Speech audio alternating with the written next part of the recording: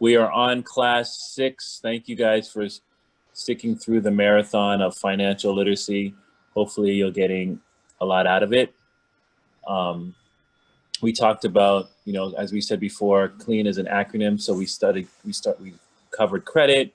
We covered learning to live without, which is L. And today we are moving towards education and talking about what that's about. So we look at education. You can change the slide. I know you've normally been taught education, the importance of educating yourself, getting a degree. Those sort of are all reasons why you should have an education. But in this class, we're going to really talk about education as an investment. And I know as a young person that I would have loved to have it taught in this manner. So I really kind of understand, the business of having an education. I don't know if you guys have been listening to my podcast, but we just did an episode actually and it just aired yesterday with a young lady. She's 18 years old. She was Ivy League bound, but she started doing financial literacy and posting it on TikTok and Instagram, and she kind of blew up, and she's foregoing college, basically. And she gave her arguments and her strong opinion, and I can't disagree, and I would never stop anybody from pursuing their life goals. But it was just a whole different perspective of the reasons why she's not going to school, and she's going to be more getting her real estate license, and she's going to be more becoming a mortgage originator and so forth. And, her argument was good. You guys should listen to the show. And so I understand, with the cost of education and the resources that are available out there, as far as the YouTube is a college within itself. And I think if you have the ability to learn, and you know how to teach yourself how to learn, that, the argument could hold true about going to college. But I do believe, especially with people of color, I think having a college degree allows us to be part of it gives a reason people for not to say no. It makes us, be part of, I would call it like a club where we can say, okay, we have endured 4 years of college, maybe masters, and we belong in a certain conversation. We belong in a certain group. So that's why I like the college route. But we have to really look at it in this context as, education. Sorry for all the background noise, by the way. I'm at my store and I'm just waiting for my staff to arrive.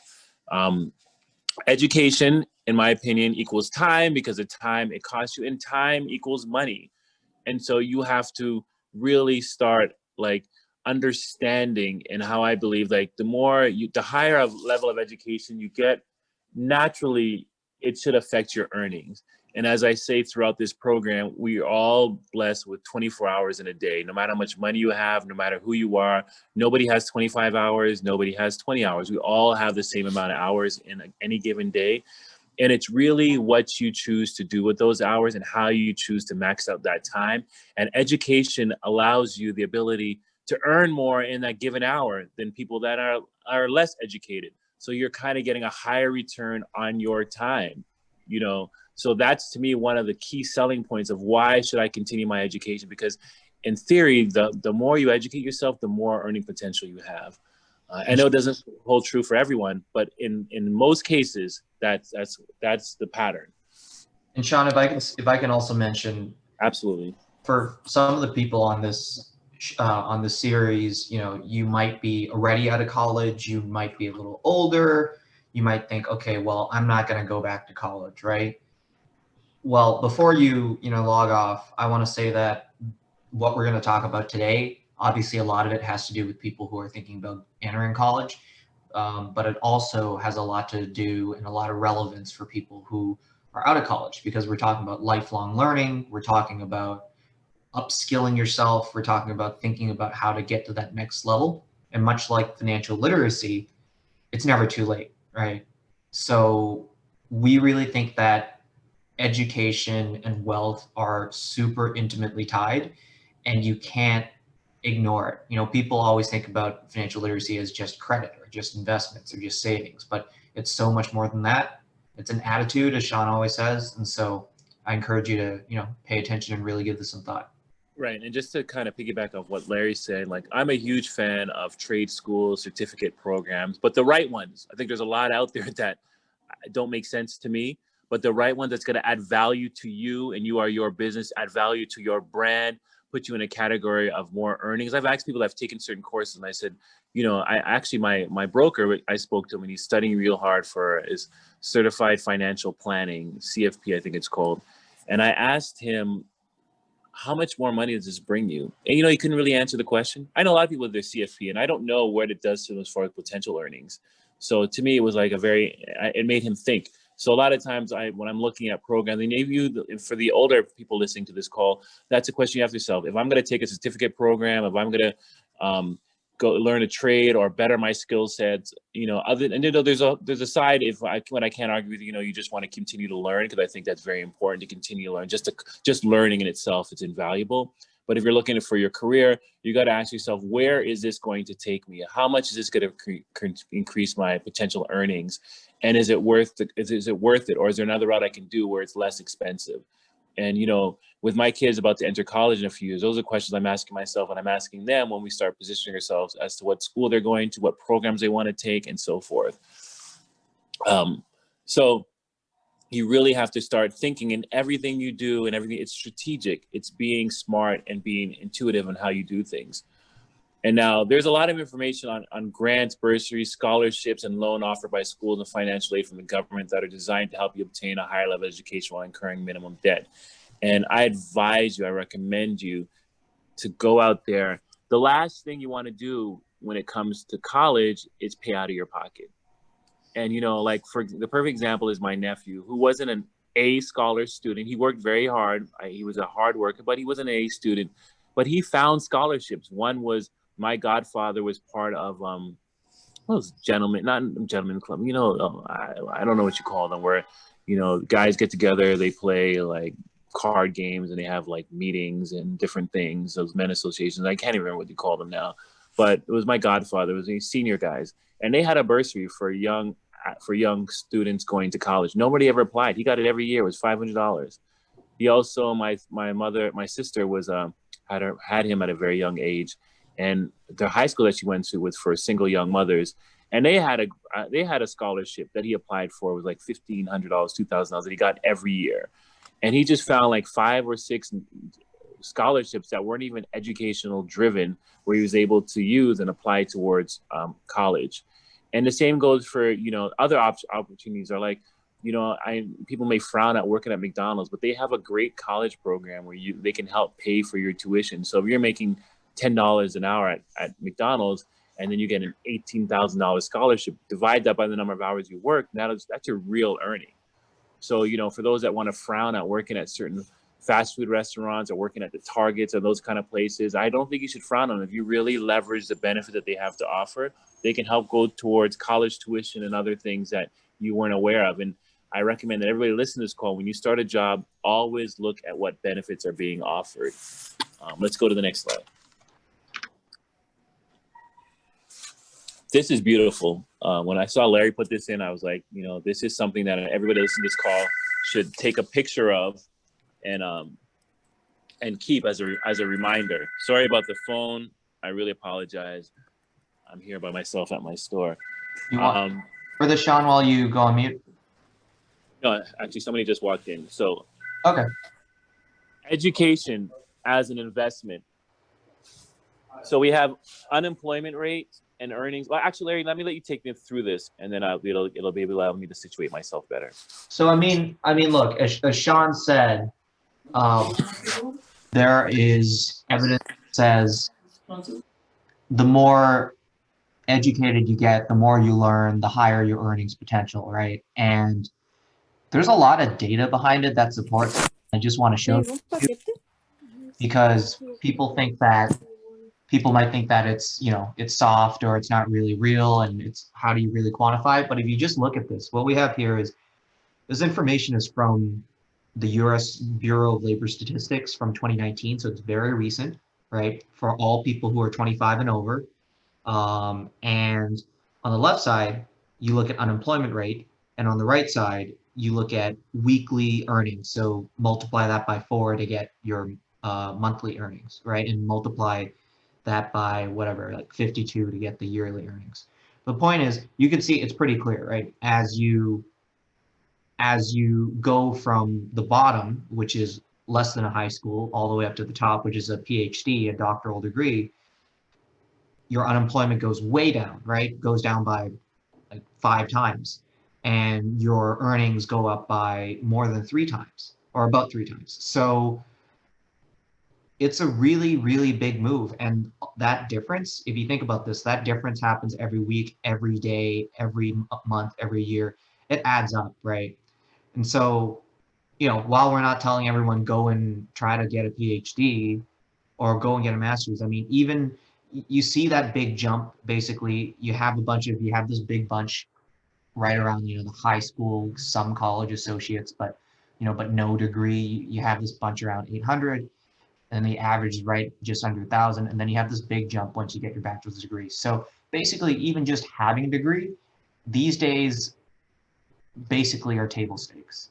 And so that's why we think it's so important to have an education. Sean, I'm not sure if you have anything else to add here before I go to the next slide. Yeah, let me just emphasize on this slide. I love this slide. I think this slide really drives home the message. You ever think like, oh, I'm only thinking about just finishing high school and that's it. And these are averages, but the struggle becomes that much harder. Like, so look at the average. When you graduate from high school to diploma, it says you'll be earning, you're typically earning, weekly earning would be $746 a week. Now, when we go up right to the doctorate, it's saying you're earning almost $1,900 a week. Now, can somebody with just a high school diploma make $1,900 a week? Absolutely. But the challenge, the work, the struggle to get there is that much harder than somebody with a doctorate. So I just want you to understand and drive the message home again that, yeah, you can up your earnings with having less of an education, but it's working that much harder, probably putting in more hours. The person with a doctorate may be a psychiatrist, and he can probably earn that $1,800 a week off probably 4 clients, working much less than 40 hours a week. While somebody with a high school diploma, they may be like, oh, I make $1,800 a week, but you got to work overtime. You got to double up. You got to take people's shifts. You got to work all these hours and you're draining yourself. It's not about working. Sometimes it's about working smart. So I just want you to understand, yes, what this chart shows is that earning potentials as you educate yourself. And I always say to get from becoming a high school graduate to having your doctorate is really 3 stages. Undergraduate, which is 4 years, graduate school, which is 2 years, and then doctorate, which can be, depending on what you're getting your doctorate in, anywhere from 2 to 4 years. But you can have so I just look at it as stages so you don't overwhelm yourself. It's really like 2 stages away, 3 stages away from high school. And if you look at it that way and break it down and look at the earning potential that you could earn and the quality of life that you will have, it's worth it. And I just want you to consider that when you consider about furthering your education.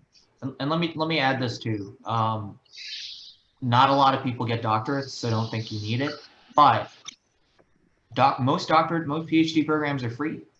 If you're smart enough, they're free, right? It's all the grads and the master's students that pay for the doctors, because when you get your doctorate, you're expected to contribute back to the field. So in exchange, they pay for your education. So the benefit is even more. And the other thing I'm going to say is, in terms of education, like you might not think that, okay, well, $1,000 or $1,400 is that different. Even if you don't consider that, the other big thing is that as you move up, what happens is the sort of what we call the tail, or what I mean by that is the ability for you to have a potentially much higher salary. So like, yeah, sure, the average is, let's say, $1,200 for a bachelor, $1,500 for a master's, but the potential for you to go way, way, way higher on this end is much higher, right? As Sean said, if you finish high school, chances of you making this much, yeah, it's possible, but they're so low and you're gonna have to work so much harder. So that tail, what we call it, is a lot smaller. Exactly. And when I look at business, anything I do, I manage risk. And it's a much higher risk proposition for you to achieve the success that you're thinking about achieving with limited education. And, it also puts you like part of this exclusivity, like privy to certain, it opens doors. And, you may not be like, yeah, trust me. I'm in my 40s and I can tell you an education will open doors for you that you can't imagine. And, you know, for those that are considering, even like, you know, I'm not saying to go all the way to your doctorate, but, you know, I think in these times, getting a master's degree, being the master of something, with an expertise in something, gives you a level of skill set that differentiates you from a lot of other people. And if you And look, I'm speaking for someone that doesn't have my master's. I have an undergraduate degree, but I do not have a master's degree. So, and if I had to do it over again, I'd probably consider getting my master's degree. and if you look at all this, if you look at this next slide, this is just put things in a picture. It's basically the same message, right? See, now we're looking at household income in 2019 instead of weekly income. And so if you look at it over a year, if you look at it over a household, the differences are a lot bigger, right? Like earning 48,000 as a high school graduate versus 162,000 as a professional. That difference, which wouldn't you rather have this? And what it does too, once you instill education in your household, it carries on. Your younger brothers or sisters will want to follow in your footstep. Your children will follow you in your footstep. Once you begin higher level education, more than likely, the people around you will continue that as well.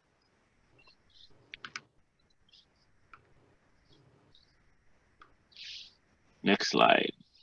Key questions and resources. Okay, I talked about it earlier. Have I researched the cost and explored all my options to paying for education?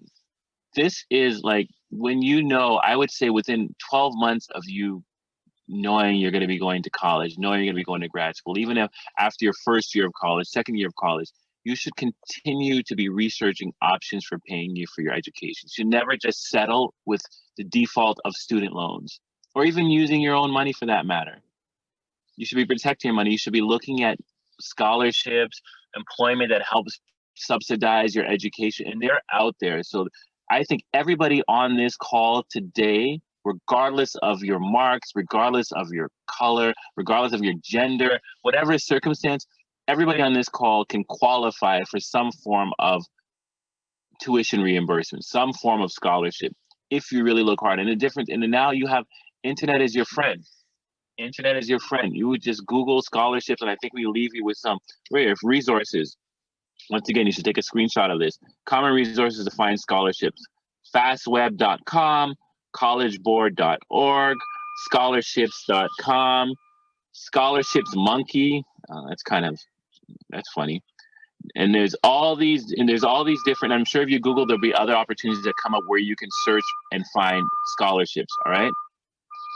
And you should feel comfortable that when you finally apply and get into college, that you've exhausted every avenue there is for scholarship and reimbursement. And if you think your employer doesn't offer one or does, ask them. Even I'm as a small businessman, if my staff came to me and said, "Hey, I'm going back to school, would you offer any type of college reimbursement?" I would probably more than likely make a donation to that person that's going to college, because I think it's important. So don't be scared to ask.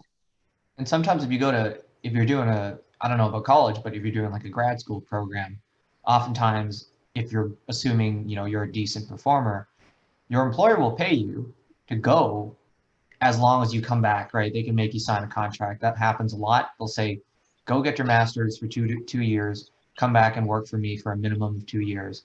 And sometimes they'll pay for the whole thing. Sometimes you just have to ask. Right. I'm sure the good people at Good Shepherds, I'm sure if you reach out and ask, I'm sure they can even take you down other paths in which to help with your college reimbursement as well. And it's really an understanding, the programs that you're taking at school. Like, one of the things you should ask yourself 4 years down the road, because trust me, it goes quickly, where is this degree likely to take me? What kind of employment is it likely to take me to? And then look at what are the salary earnings of this job? What are the potential earnings that this degree can give me?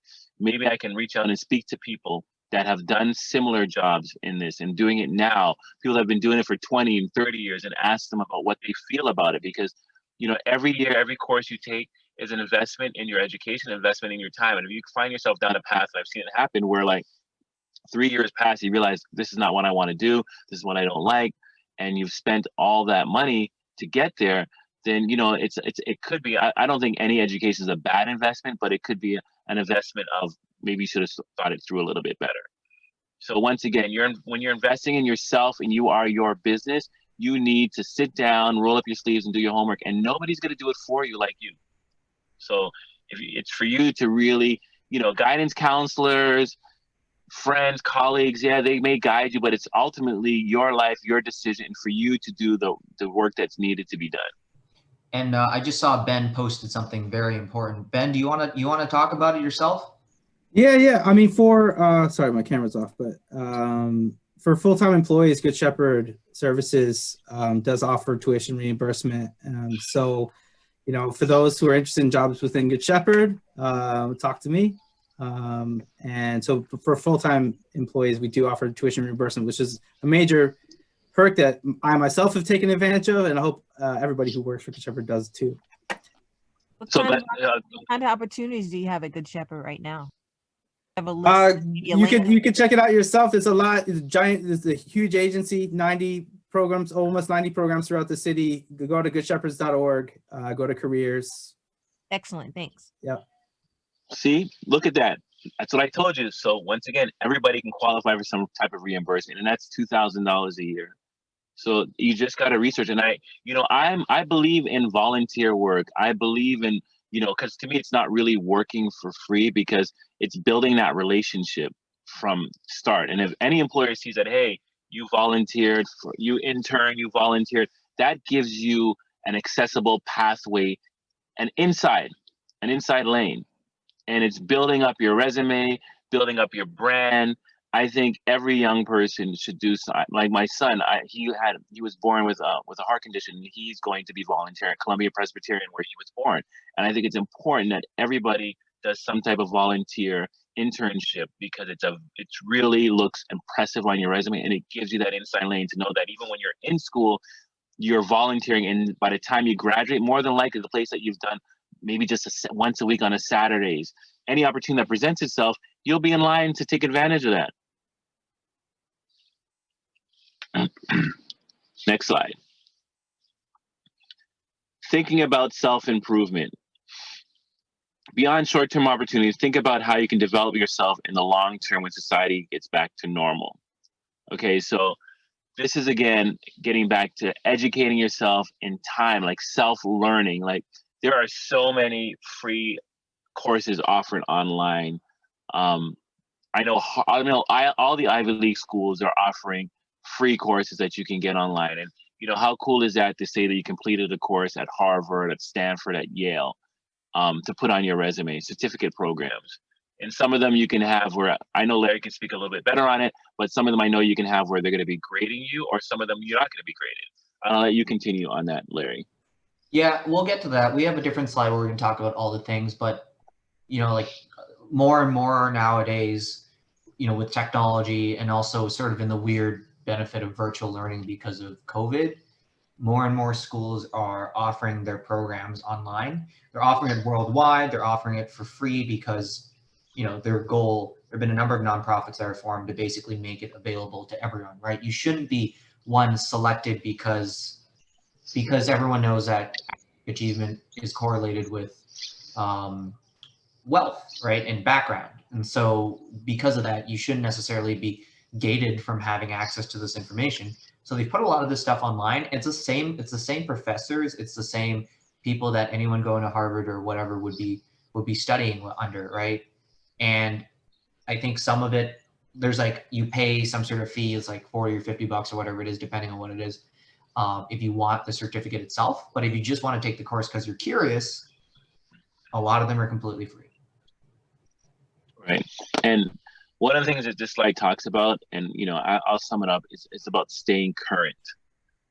You don't want to be the guy that, when there's a PS5 that just dropped yesterday and only making Atari, if anybody knows what Atari is, or PlayStation 1, you want to always upscale your skills. You want to make sure that your skills are current.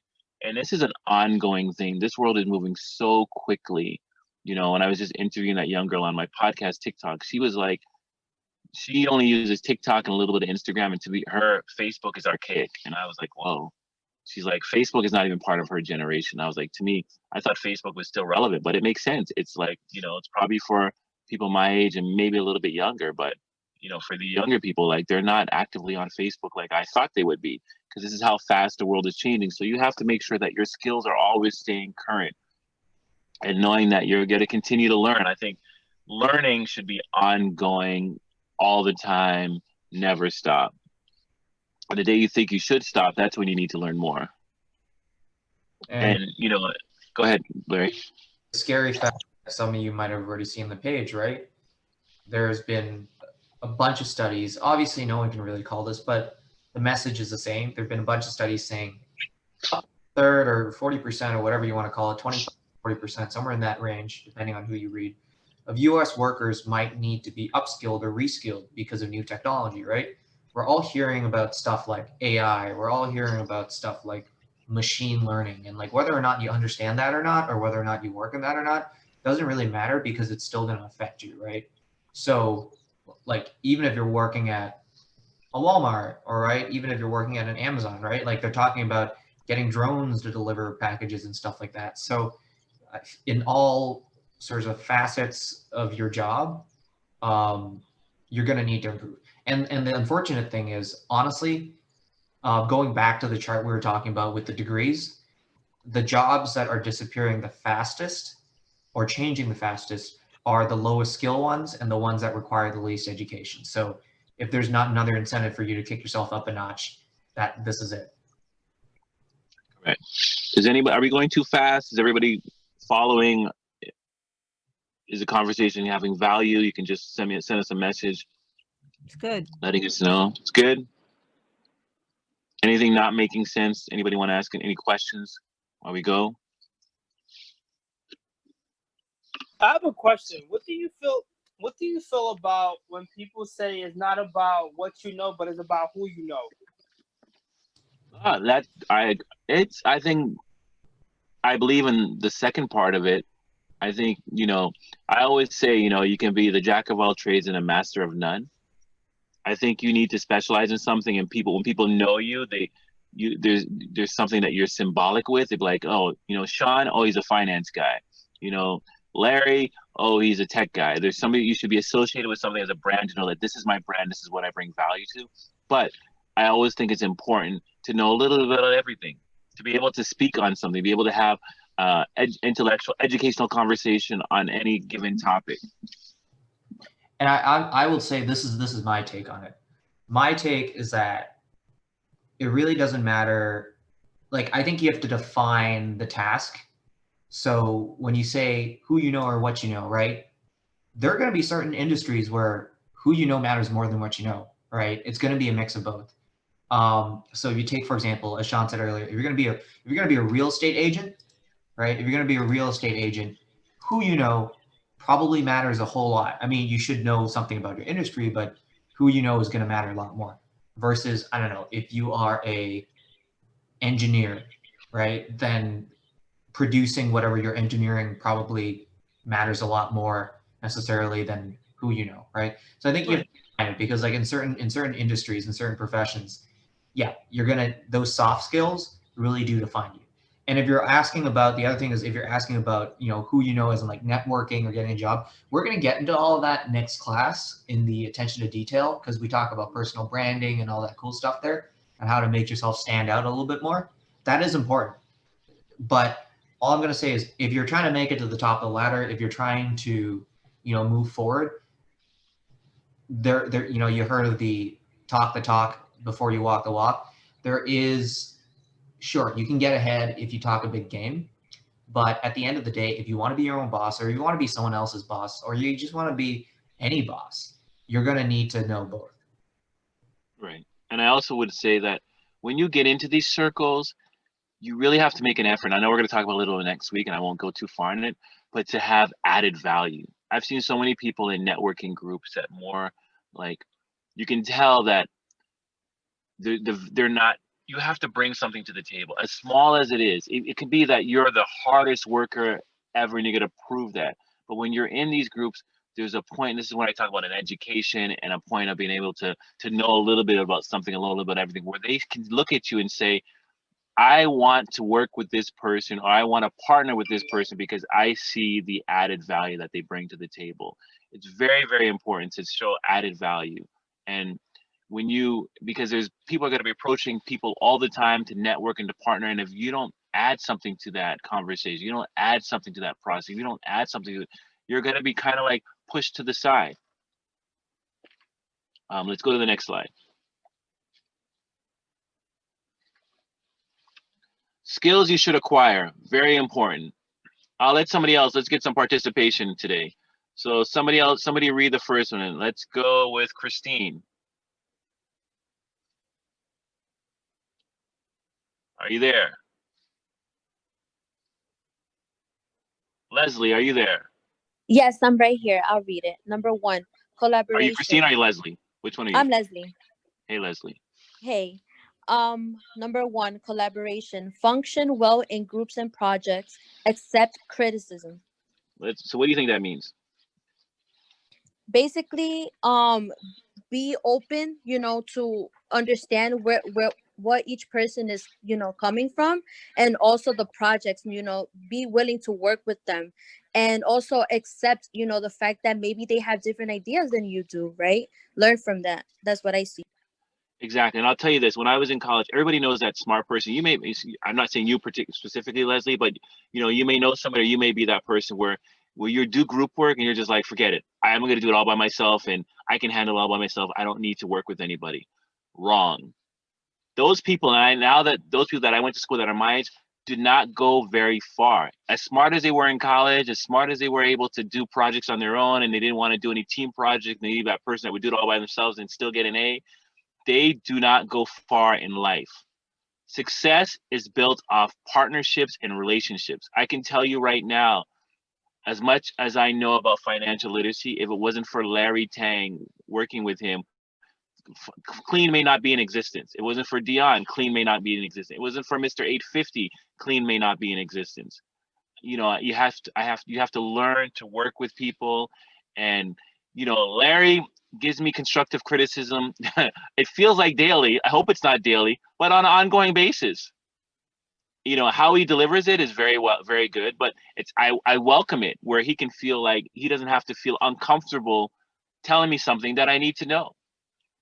And to succeed in life and to succeed in business, you have to put your ego aside, and you have to ask yourself, is this person giving me something that's going to help me perform better, or and how well am I going to receive it? Receiving information is so important. And if you're one that is in a position where, like I said, where you feel you can do projects on your own, you don't need anybody, open up to working with people and then show them certain things. There's so many people that I when I was in college that I learned from I always like to surround myself with extremely bright people and just figure out how they do things, how they think, how they study.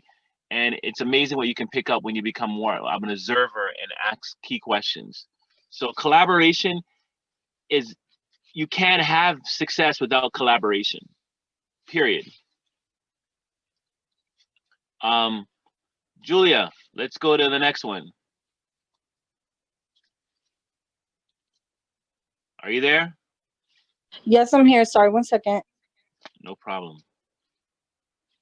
We're on to number 2, right? Yeah. Communication and interpersonal skills. Ask good questions, listen actively, and maintain eye contact. So what does that mean to you?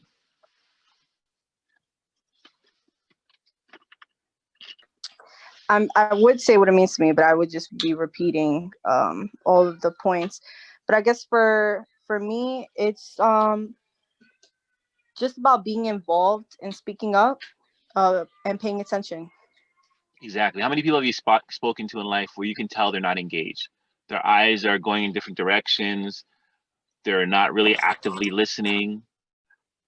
This is all, body language, into those type of skill sets. Once again, it's game breakers, it's game changers. And I'm not sure, like Benjamin, Larry, myself, the older people on this call can all agree.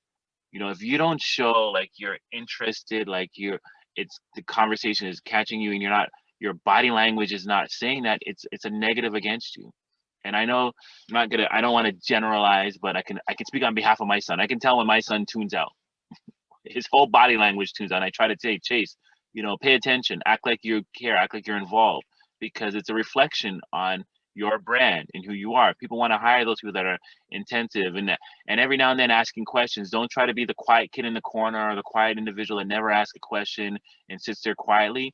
That doesn't work in reality. You have to speak out, but you don't want to be that overbearing person either. We all know those people, right, Julia? That's always asking questions, trying to be the smartest person in the room. Yeah, If those you people are annoying. are annoying, absolutely. And to be honest with you, if you're smart, it'll come out. You don't have to push it forward. You don't have to push forward that agenda. You wait for your right moments to ask the right questions instead of being the person that's continuing asking questions, continue raising their hand, continuing to show that, hey, I'm smarter than everybody else in this room. Those people, like you said, we can all agree are annoying, But and they stand Sean, out. I don't know how Yes. annoying that could be. I don't think that's fair in to say in a sense, because people could be passionate about something and it could just read through as people are annoying to them. But if that person's so passionate like about this particular topic, let them be passionate. That means that you're Absolutely missing right. something. I feel like it could go both ways. I really feel like though you should allow people to be passionate about what they're passionate about.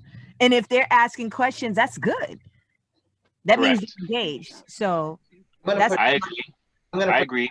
I agree with you, but it's being strategic as well. And I agree with you. I'm I gonna, think you should not look at it as a way in which to conceal your passion, but you should look at it as a way to still be strategic with questions. And you have to be respectful to other people in the room as well. Some right. people will ask a lot of questions, but they're not respectful to the audience, to the listeners. And that's a thing too. I don't think it's a situation where, like, if you're passionate about something and you're asking an abundance of questions in a classroom setting, but then you're not giving respect to the others in the classroom. You're not giving respect to the people that may want to ask questions. You're not allowing the class to flow. so And I agree with Sirius what she's saying. Like, I should never conceal your passion, but you have to know your audience. You have to know the forum. yeah, Sean said exactly what I was gonna say. I was gonna push back and say that don't confuse passion with the number of questions, right? Or even the quality of questions. You got to read the room, because if you're sharing, like, with going back to collaboration, right? If you're working in a group and you're taking over the group, just because maybe because you're well intentioned and you're super passionate about it, it can still hurt, one, the ability of others to contribute to the project, and two, your relationship with them, right? So I think it's a balance. Right. But it's a good point, Siri. I think you're great. And this is what keeps these conversations flowing, and we dig a little deeper, because I wouldn't want anybody to feel like they can't be passionate. So I really appreciate your comment, because it really just digs into what needs to be said and done. And hopefully you agree. thanks. Yeah. I think definitely there should be a balance though, but I appreciate There has to that. be a balance. There has to be a balance. Since you're on, I'll let you talk about problem solving, Siri. All right. Problem solving. Life is unexpected and requires creative solutions. Ha! You're the queen of problem solving. So give some real life examples to the students about how you feel about problem solving. Man, like, I mean, I'm gonna tell you, like, when I first started my business is, I mean, it was a struggle. But And I just was so as an aside, for you guys don't know, Siri, she's an amazing woman. She provided water to Flint, Michigan. She's always working on these great projects, and I appreciate her even being part of the class. I think this is her third time being part of the classes that I do. So she's an amazing woman. So when we Thank you. discuss problems, I think she can definitely. She's always problem solving, and not easy problems either. No, they're not easy. But you know what? There's a book that I always refer to, and it's called The Power of Broke, by Damon John. And he talks about basically like how, struggles makes you really become creative. You become more innovative in your time of struggle, because you're trying to get out of that, like out of that pot. You're trying to get out of that barrel. And how do you get out of that barrel? You find ways to get out of it. And like for me, we're working with Flint, Michigan, for instance, and the projects that I do with them. And one of the things I'll kind of relate back to is collaboration. I thought that it was great, and I found that it was very helpful to work with other organizations, like-minded individuals and organizations, to help me get to where I am today. But just going back to that, for me, you become more creative, and you just have to be more creative in your approach to life and your approach to problems solving, and also work with people that can help you get to where you want to get to. Don't think that you have to solve it all on your own, because there are people that are smarter than you, and that are expert in the field that can actually help you get to where you need to go. Exactly. Exactly. Well said. Well, that leads right into number 4, which I'll let Star Moss talk about. Star, you there? Hi, yeah, I'm here. I had to unmute. Um, Time management. Work often does not follow a structure. Learn to prioritize action. I think so. What does this mean to you, Star?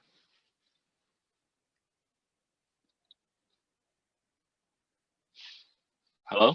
Star, you there? Did we lose you? Can you guys hear me? You guys can hear me? Sean? Yeah. Yes, we can hear you. All right. Did we lose Star? No, I'm here. Can you hear me? Now we can. I'm sorry. I said time management. Work often does not follow a structure. Learn to prioritize actions. So what does that mean to you? You have to put what's most important first and get that out of the way. That's what it means to me. So when I look at my life, the functions of between work, family, and school, I figure out for the day what needs to be done and put it in that order. Absolutely. Then You know, this I'm sorry. No, So go then ahead. Go ahead. Continue. when you break it down, then you break it down even more. So whatever you have for work, you put it in the order of importance, what needs to get done first, second, third, and the same thing with your family. You just break it down and you just And are these priorities for you fixed? Is it like always the same order? Does it change? What happens? Well, one of the priorities that's always fixed is getting there on time, showing up on time. So that's not an excuse to be late. So that that's a priority. And that's a fixed one. But when you walk in the door at work, you know, something might have happened and you have to take care of that first. So you might have come into the day saying that I'm going to do A, B, and C, and you come in and you see that C needs to get done right away. You have to do C first. And you have to go back to A after. And that's the thing that the message I want to drive. Exactly what you're saying. You know, there's a thing that we call life, which brings up obstacles. And you always have to reprioritize your order. Like, you know, I constantly have lists on my phone, and sometimes I have an order in which I want to get things done, and sometimes it changes because we have a thing called life, which throws variables that you didn't account for in your way. And for those that succeed in life, know how to navigate through those variables and don't let it frustrate them to not get back on their chosen path. And how well you manage. Like I constantly, sometimes you get caught up in something that really is not adding the true value that needs to add versus something else that you should be doing. You may be more passionate, as a series said, about something, but it's not the thing that you should be working on because it's not getting you where you need to go to. And this is really understanding your goals and your objectives in life and what you're supposed to do. And those are the things you have to continue to reshuffle your deck and make sure you stay on point, leading to your goal. And your goal could change, but things have to align to that. And that's how I look at things. I'm like, okay, is this aligning to where I need to get to? Is it aligning to help my business grow? Is it aligning to help me purchase a real estate? Is it in alignment with just my overall well-being? And if it isn't, I have to put it to the side. I have to make decisions. You know, unfortunately, I had to let somebody go out my store earlier in the week, and it's because the value added was no longer there. The relationship I saw wasn't going in the right direction, and the effort wasn't there. As much as I like the individual, I still had to make that decision because I need to make sure, especially coming into the Christmas season, which is the busiest time of the season, I need to make sure my entire team is on point and everybody's working towards the same common goal. And I didn't feel that was there with that person. So before we started getting into a real busy time of the season, I had to make that strong, hard, very decision. And for those that want to succeed in life, decisions are not easy. Staying true to your course is not easy. Managing your time is not easy because everybody's going to pull at your time. Everybody's going to try to take your time. And it's for you to make that hard decision that I am going to be selfish with my time, not in a negative way, but in a way that makes me focus and help others and help myself as well. I hope that all makes sense. Let's go to leadership and let's Tiana.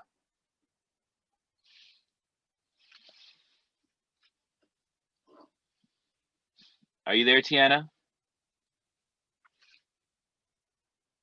Raphael, are you there? Yes, I'm there. All right, let's talk about leadership. Leadership, ability to take the lead when the situation calls for it. Develop these VIA activities outside of school or work.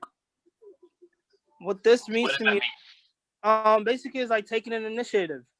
So if it's like let's go back to the project. If it's a project and things got to get done, and you see that you feel like nobody's gonna do it, you can take the initiative, say, hey, I'll do such and such part, and then you can break down the roles of what everyone should do based on their ability or their capability. Very Exactly. good. And it's having the confidence to be a leader and accept, feel like a leader. Nobody's going to handpick you to be a leader unless you feel and show that confidence of leadership. It's very important. On this conversation is only kings and queens. You You have know to what's act in that interesting? manner. You know what's interesting, Sean? So like that could work in a good and bad way. So like for instance, if you're working with a group, and it could be a group of people that that may volunteer, right? Maybe volunteering on a project, for instance, and I'll give you an example. It could work in a good way and it work in a bad way. Sometimes if you take initiative, like Raphael mentioned, sometimes people read that wrong, like, oh, she's trying to, control the situation, or he's trying to tell me what I need to do. So it's all about how to. You also have to resolve that too. It's It's kind about. of like. Go ahead. Go ahead. Sorry. Go ahead. I'm No, sorry. it's saying it's about communicating, getting back to what we talked about earlier. And to me, I'm a Right. huge fan of taking the elephant out the room. And I would say, I'm trying to help move this project forward. For those that you find that, I'm being too aggressive, and I know I have an aggressive tendency. So I put it out Right. there right away. For Right. Me those that too. feel exactly, so do you. And we've bucked heads, but then we understood, but there's a mutual respect that we have for each other. We take a Right. breath, we've gotten great things done. But we have bucked head. But I don't think that's a negative thing. Right. You don't take it negative, I don't take it negative, because we have Right. the strength and the confidence where we can resolve things with each other. We've had so many calls where we just it's a Right. timeout call where we just need to get on the same page, right or wrong. It's true. It's true. So I think, I think you should strive to be a leader and just put it out there. Like, I'm trying to get through this project. I know I have an aggressive tendency about me. So please, if you need to calm me down, calm me down. That's what I say even when I present. If I'm going too fast, let me know. And it's to do with my confidence to know that, hey, I can slow down. Hey, I can change. I can switch, because I believe in myself and I believe in my ability. And you have to be willing to receive that criticism too. Going back to that slide, or that point there, you definitely have to also, like you said, you just have to be willing to receive criticism too. If you're going too fast, or if you're a little bit too aggressive, step back and say, okay, you know what, you're right. Maybe I'm just a little anxious, but I want to get this project done. If you Exactly. can, and that's the goal. You know how much it changes the energy of a room just to be like, when everybody's like, blah, blah, blah, and you just say, you know what, you're right. It changes the energy. And sometimes people don't even know how to react to that, because they're not expecting you to say that. They're expecting you to, like, keep bucking heads, keep arguing your point. If you just take a step back, say, you know what, you're right. Let's move forward. Changes the whole dynamics. And I know we're getting short for time. Let's go to the next slide. Ways to get your hustles on in school. Love this slide. And I didn't do hardly any of these things when I was in school. And that's why I teach this program, because there's things I would have done differently. Become an entrepreneur. I think everybody should experience that, even when you're in college. Do something entrepreneurial, something, and I'm sure Siri, Larry, myself can all speak on what it's the skills that you get by having some kind of entrepreneur initiative are invaluable. It's just invaluable, and I could spend Yes. 4 days just talking about it. It may not be your thing, but it's something I think you should experience, because whatever you do, it'll heighten your skills. We talked about it earlier. I don't need to get back into it. Internship, the importance of it. Everybody needs to internship. Use your career center. Look at this. Only 50% of students use this. Take advantage of it. Like, I don't know if any guys ever approached Benjamin about working at Good Shepherd, but for those of you who didn't, look what the information just passed out. As far as tuition reimbursement, leverage your resources that you have. Network, important, as we talked about earlier, but when you network, look to add value to who you're networking with. Show how you can be added value to that.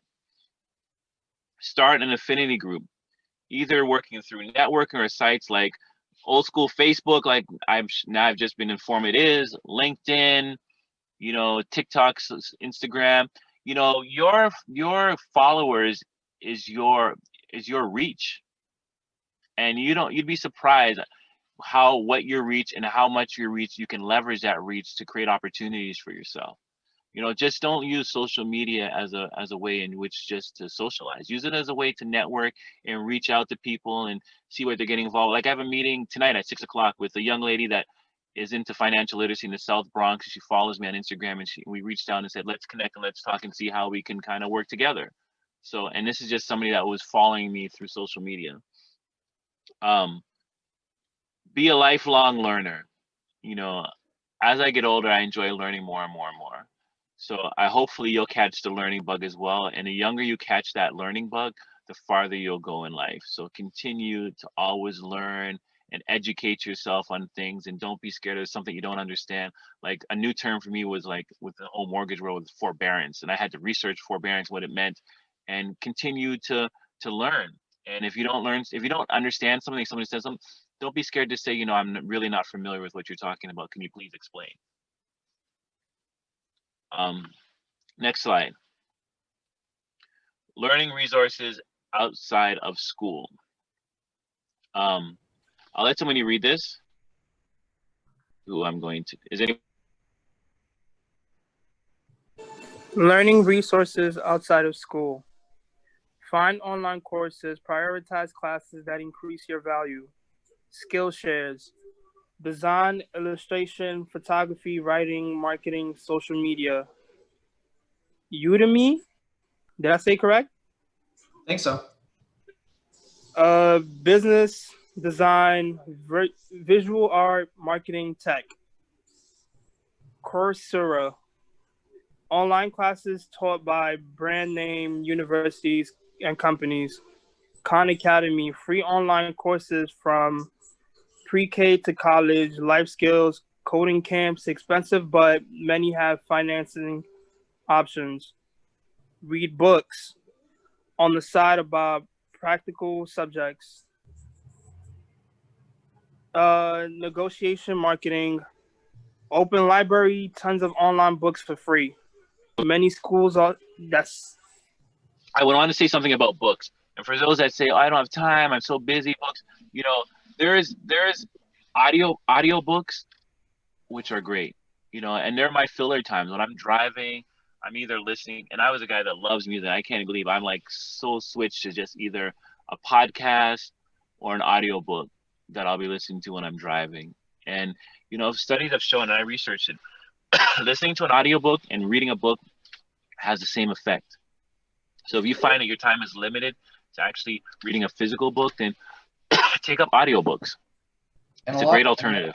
A lot of things nowadays, right? Especially if you go back up to those 4 bullets, the first 4 bullets with a Skillshare, Udemy, Coursera, Khan Academy. A lot of those things are super visual and interactive. You don't like the idea of a book, or like you think like, oh, I don't want to read a textbook. They make it a lot more relevant because sometimes, you know, like Marilyn mentioned, she's taking Coursera courses. I've done that. That's the one that we were mentioning earlier, where all the universities and companies too come on and give courses. So you should definitely check that out. But like in some of those classes, they'll bring in like there's an IBM class, and then they'll bring in speakers from IBM to talk about things. So it doesn't feel like a textbook, right? You're learning, but you're also learning in sort of a more entertaining, oftentimes video kind of way. Right, exactly. So there's the point of this, there's no excuse to further your education, to continue to educate yourself, and even the old school library. Tons of books, not as crowded as it once was. So I encourage you, and I hope you all get and understand, you know, it's not about just your parents or an adult, as adults were saying, you know, let's just educate ourselves. It's being very strategic about why it's important to continue to educate yourself and becoming an expert in something, and knowing that how fast things are moving, that ongoing learning is vital to success. You cannot succeed without continuous learning. All right. So I think we hit 3 o'clock right on the nose.